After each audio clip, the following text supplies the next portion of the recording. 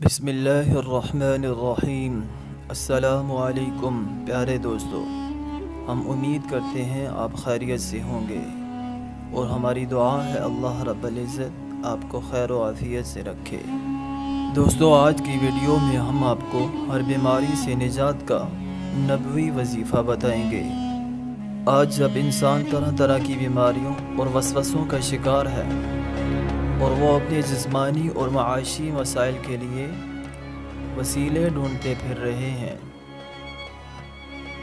ہم اپنے دکھوں سے نجات حاصل کرنا چاہتے ہیں اور اس کے لیے دنیاوی سہاروں کے متلاشی ہیں۔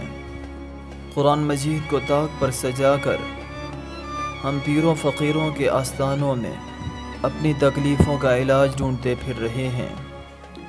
اللہ رب العزت نے انسان کو کسی دور میں بھی رہنمائی کے بغیر پیدا نہیں کیا۔ جس دور میں نبوت کا سلسلہ ختم ہوا، اس دور میں بھی اللہ نے انسان کی رہنمائی کے لیے قرآن مجید اور رسول کی سنت کو مشعل راہ بنا کر پیش کر دیا، جس میں نوح انسانی کے لیے نہ صرف رہنمائی ہے بلکہ اس کے ساتھ ساتھ اس کی پریشانیوں کا علاج بھی ہے۔ قرآن مجید میں اللہ پاک خود فرماتے ہیں، ہے محمد کہو قرآن ایمان لانے والوں کے لیے ہدایت اور شفا ہے۔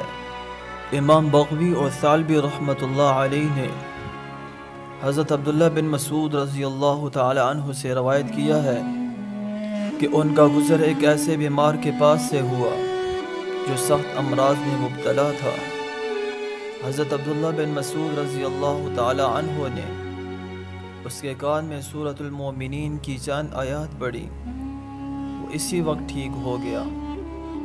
رسول اللہ صلی اللہ علیہ وسلم نے حضرت عبداللہ بن مسعود رضی اللہ تعالی عنہ سے دریافت کیا کہ آپ نے اس کے کان میں کیا پڑھا تھا؟